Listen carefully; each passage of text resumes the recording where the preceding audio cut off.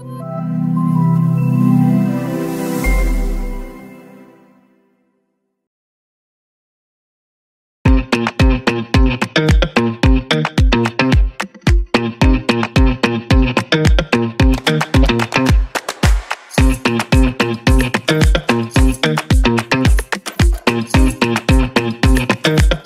lahan gratis itu sebenarnya membantu kami, pemerintah daerah, dalam hal kepastian hukum kepemilikan lahan, sehingga investasi ini kalau lahannya pasti, jelas, tidak ragu, tidak ragu. Tapi kalau yang begitu datang lahannya masih, itu akan mempersulit investasi sebenarnya.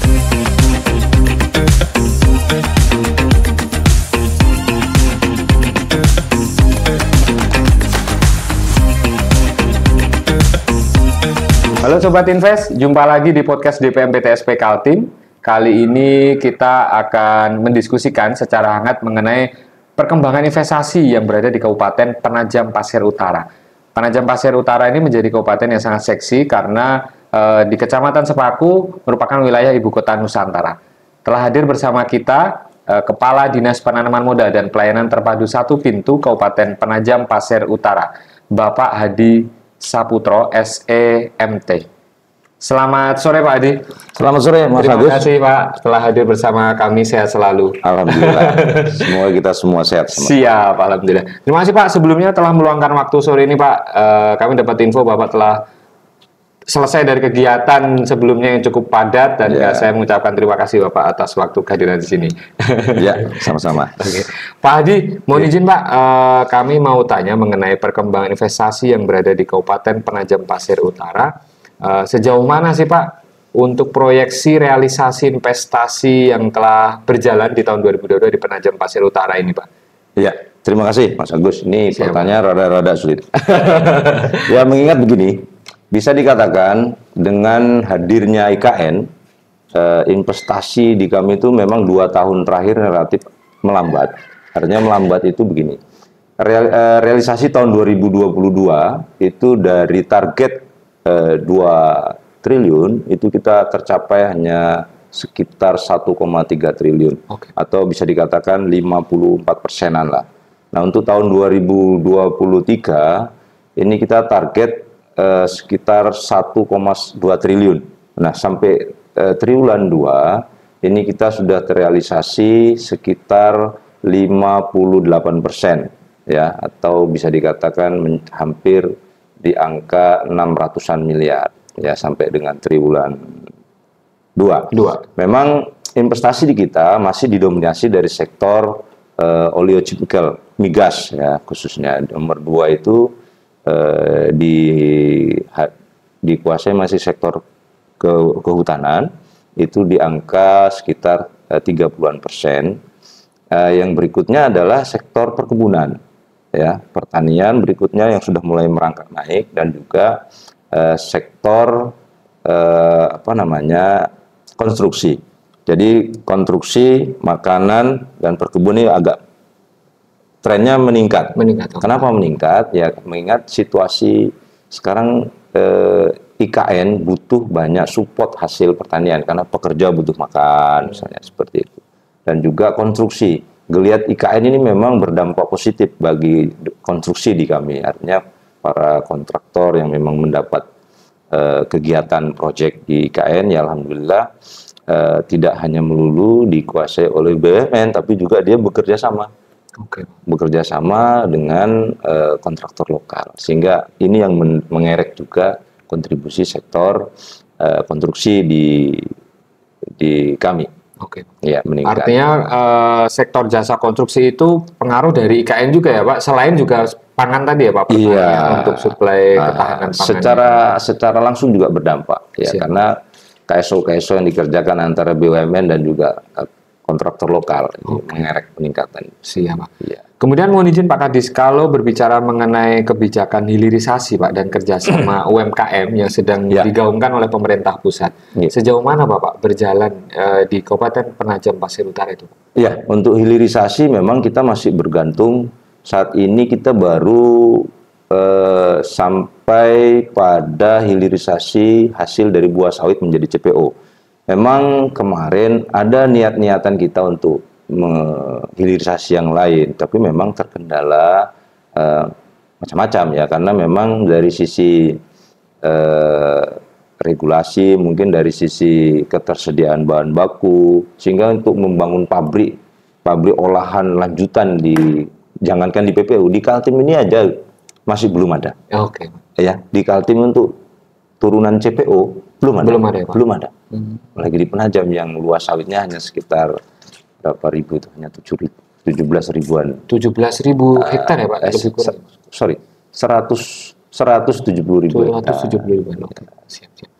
Nah, untuk kemudian Pak, CPO ada nggak Pak rencana pengembangan hilirisasi sektor lainnya selain CPO, misalkan dengan pengembangan ekonomi kreatif Pak? Misalkan ada nggak rencana proyeksi atau kajian yang bersama dengan Bapeda Pak? Kalau kan kita lihat kan Mahaka Investment Forum kemarin ada dipaparkan sejumlah sektor-sektor lainnya termasuk pengembangan di 1 tahun 2 tahun ke depan tuh Pak.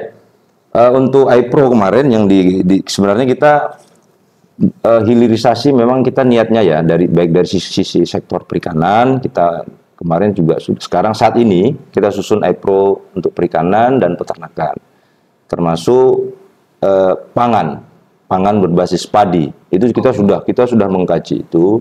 Namun memang dari hitung-hitungan ya memang ada sisi plus minusnya, karena memang daerah kami itu kan daerah pasang surut sebenarnya, bukan atau tanda hujan, karena kita tidak memiliki infrastruktur penunjang pertanian yang cukup mumpuni, sehingga pertanian itu bisa dikatakan pertanian intensif, itu belum. Kita masih berharap ada tanda hujan. Jadi yang mempengaruhi kualitas gabah. Nah, itu juga masih pola pertanian di Penajam itu selain tanda hujan, memang sekarang kita sudah galakan pemberian bantuan alsintan dan lain-lain. Cuma ya itu lagi masalahnya, kita pola tanam kita masih ada yang tabela dan IP-nya memang sudah 2, tapi IP 2-nya ini belum serentak, sehingga proses panennya juga masih bisa dikatakan habis dipanen ditinggal, nanti baru terendam air, baru dibawa, sehingga meningkatkan kadar air pada gabah. Dan ini yang mengakibatkan dampaknya adalah kandungan air pada gabah itu agak tinggi.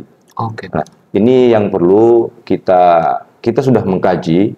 Memang jika ingin pertanian tanaman pangan kita intensif, kita butuh satu infrastruktur bendungan yang luar biasa yang bisa mensupport.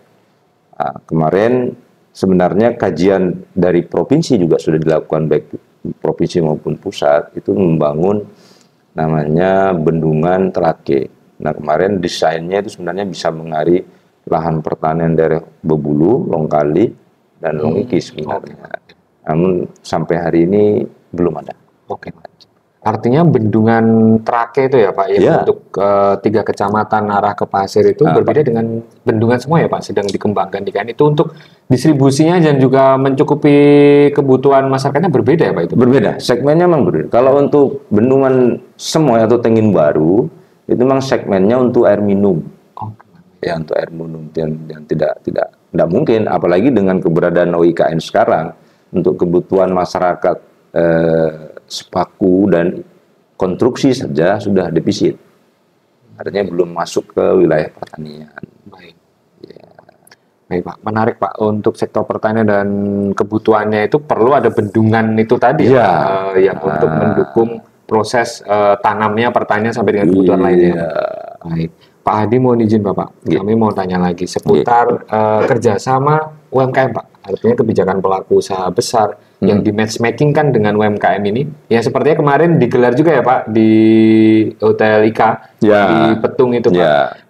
Seperti apa Pak nanti kelanjutannya, dan juga sudah mencukupi belum sih Pak? Artinya jumlah UMKM di Penajam ini dengan yang sudah mempunyai NIB itu Pak. Kira-kira kan seperti apa nanti Pak? Harapan kita memang semua UMKM memiliki NIB, walaupun saat ini NIB di PPU itu sudah mencapai 17.000. 17.000 itu data yang cukup signifikan itu terjadi dalam 2 tahun terakhir. Sejak kita DPMPTSP mensosialisasikan OSS berbasis risiko, dan sekarang hampir semua UMKM sudah terdaftar di NIB. Walaupun ada beberapa yang belum, dan ini terus kita sosialisasikan sehingga mudah untuk dibina. Nah, saat ini kita kemarin sudah upayakan melalui forum TJSL, ada kemitraan-kemitraan antara pengusaha dengan UMKM. Contohnya kemarin khusus di Penajam itu, khusus dengan Indomaret, Afamidi, itu menyediakan space khusus untuk UMKM, 1 rak penuh. Jadi kanan kiri itu kosong, khusus dialokasikan untuk UMKM. Tapi yang memenuhi kriteria, kan mereka juga ada kriterianya, packaging, dan lain-lain. Saya rasa ya itu memang perlu, karena Indomaret kan punya trademark tersendiri ya, artinya betul, ada quality yang terkontrol untuk bisa masuk ke ranah itu. Nah, memang ini dengan kita galakan ber-NIB, minimal para UMKM bisa menindaklanjuti itu dengan PIRT-nya, kan seperti itu, izin-izin lanjutannya, kan NIB kan hanya dari salah satu syaratnya. Betul. Tapi kadang-kadang ada yang hanya mendaftar NIB tapi PIRT-nya tidak berlanjut gitu kan. Nah, ini masih kita dampingi, kita dorong teman-teman UMKM untuk bisa melengkapi perizinannya. Sehingga mudah kita kolaborasikan dengan kerjasamakan, termasuk kemarin PHKT juga bermitra UMKM dengan para UMKM di sektor kelapa. Jadi mulai dari batang kelapa, buah kelapa, lidi kelapa, itu semua termanfaatkan. Jadi, itu hanya dari kelapa ya Pak? Baru dari kelapa, gitu. Siap. Pak Adi, selanjutnya mohon izin Pak, seperti apa sih Pak penyelenggaraan perizinan di Penajam Pasir Utara Pak? Karena seperti kita ketahui bersama bahwa peningkatan investasi kan selaras dengan pelayanan perizinan Bapak. Ya. Kira-kira akan ada strategi khusus seperti apa Pak treatment dari Pak Hadi Saputra? Ya, memang 3 bulan semenjak saya dilantik bulan Juli kemarin, 1 bulan pertama kami mengevaluasi proses perizinan, ya. Ada memang sisi kelemahan, ada hal-hal yang memang harus kita lengkapi. Dengan keberadaannya Undang-Undang Cipta Kerja, maka kita lakukan penyesuaian organisasi, penyesuaian perda yang berkaitan dengan proses perizinan, SOP, dan lain-lain. Ini sedang dalam proses kita ajukan. Setelah kami evaluasi kemarin, dan ini dalam proses untuk memudahkan proses berusaha, kita juga sedang menyusun perda kemudahan berusaha. Nah, ini kami dengan DPR bersama-sama pemerintah daerah dan DPR menginisiasi menyusun perda kemudahan berusaha.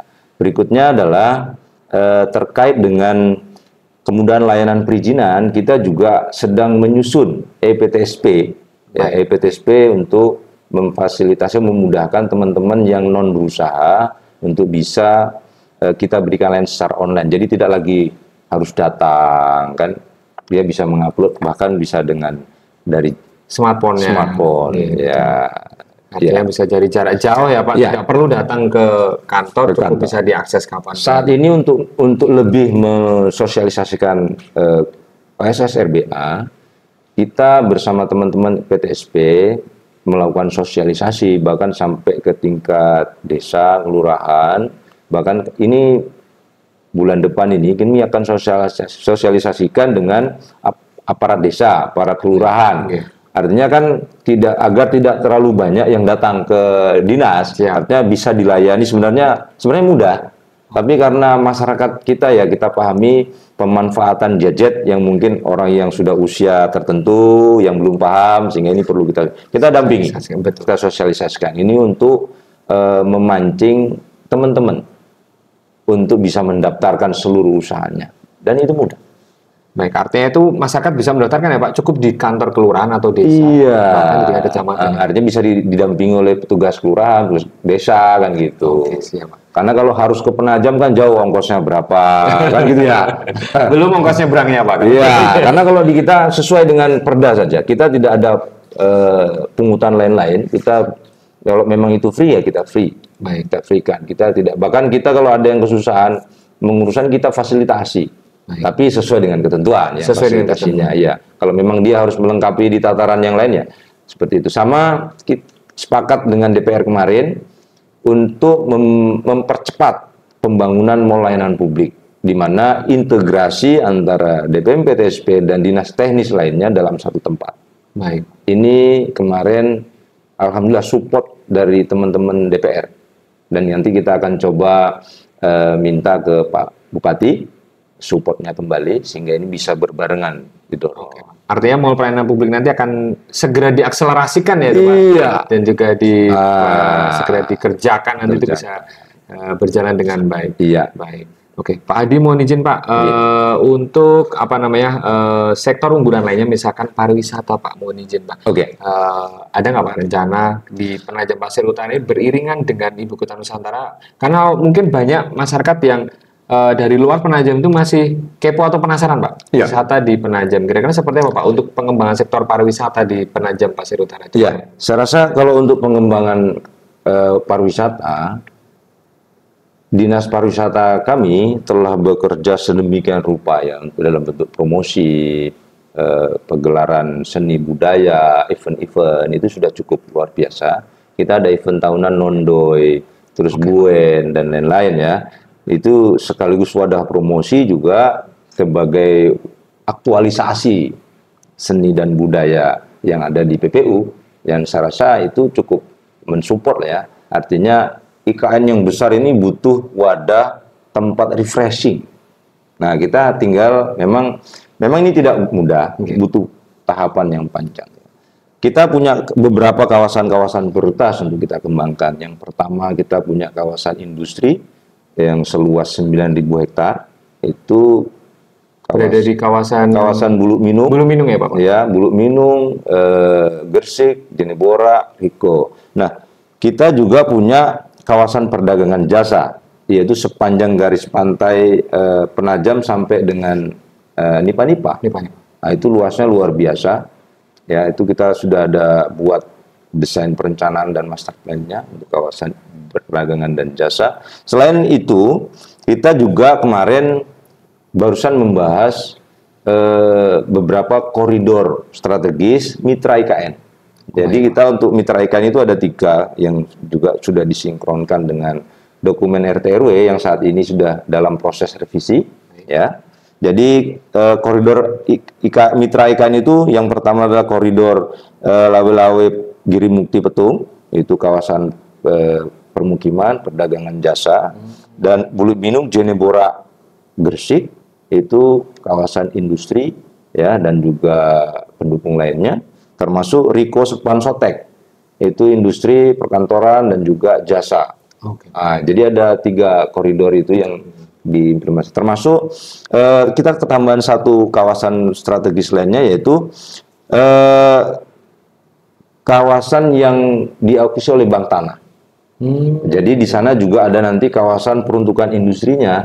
Jadi dari sekian ribu hektar nanti ada yang diperuntukkan untuk masyarakat, juga disediakan space untuk industri. Saya rasa ini nanti yang akan kita percepat karena kepastian kepemilikan lahan kan sudah jelas ya, dari kawasan yang sekarang diproses oleh Bank Tanah. Sehingga karena salah satu permasalahan kita memang di mana-mana itu masalah persoalan lahan. Contoh Rempang lah sekarang itu kan, investasi masuk, masyarakat sudah berada di sana.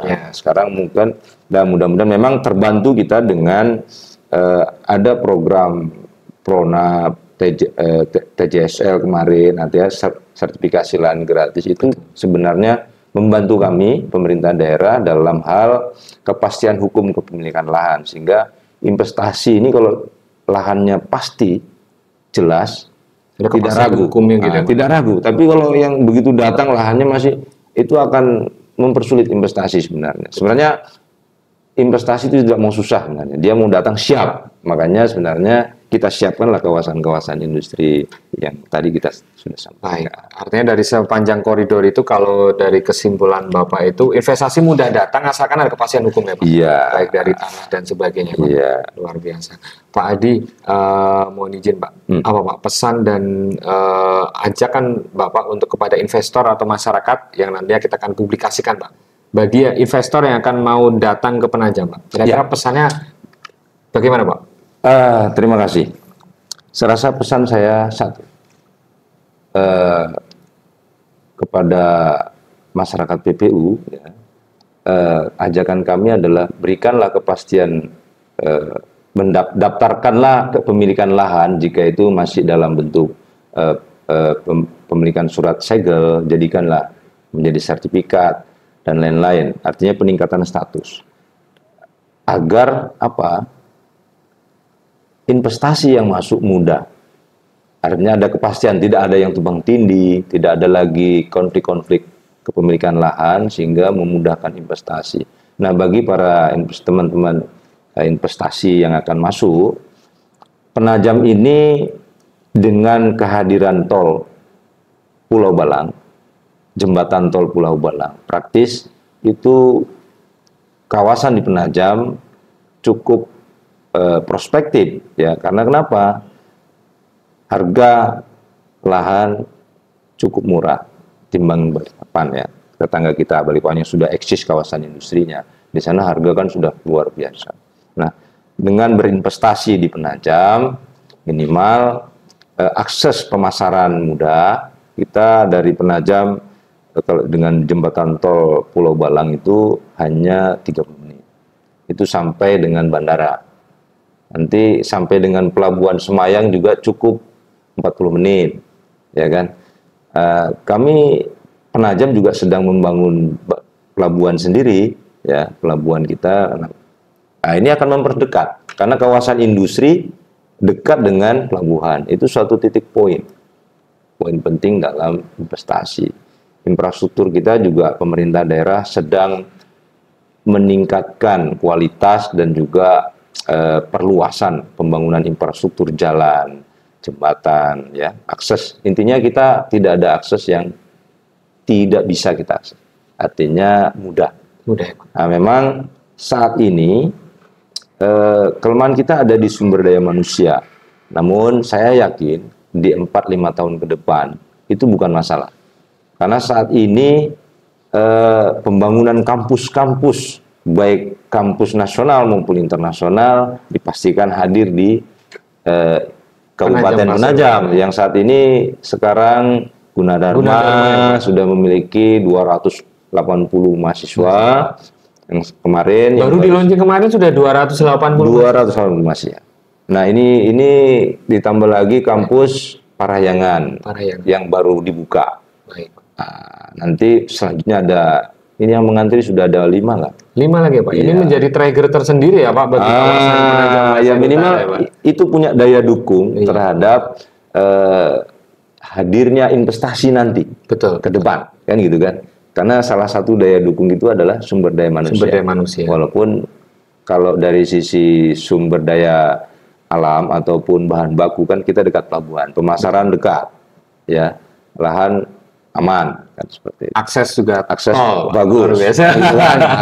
Nantinya dengan tol Pulau Balang itu diperkirakan berapa menit Pak? Dari checkpoint di Samboja sampai dengan titik ke Penajam itu lebih kurang nggak sampai 1 jam ya Pak? Nggak sampai ya Pak? Kalau kita dari Penajam aja ya, iya, anggaplah kita dari Simpang Silkar. Betul. Simpang Silkar itu masuk tol Pulau Balang sampai ke bandara 40 menit.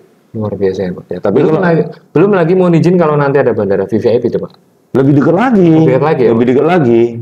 Dan bisa jadi kantornya Pak Adi nanti lebih tinggi lagi Pak. Ya mudah-mudahan. Amin. Luar biasa. Pak Adi, investasi itu hadir kalau ada kepastian hukumnya Pak. Ya. Itu yang menjadi titik poinnya. Nah, dan kemudahan investasi. Artinya sejauh mana pemerintah daerah bisa memberikan kemudahan akses perizinan. Ya, jangan sampai kan ya enggak tahu ya.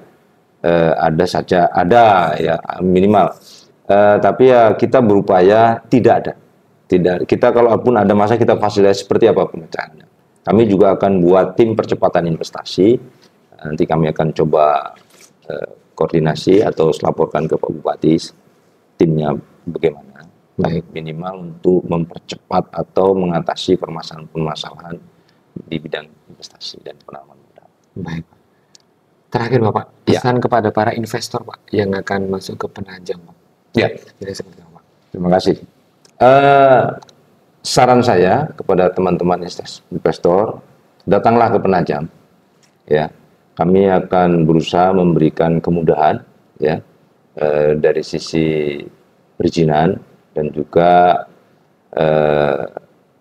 kemudahan lainnya.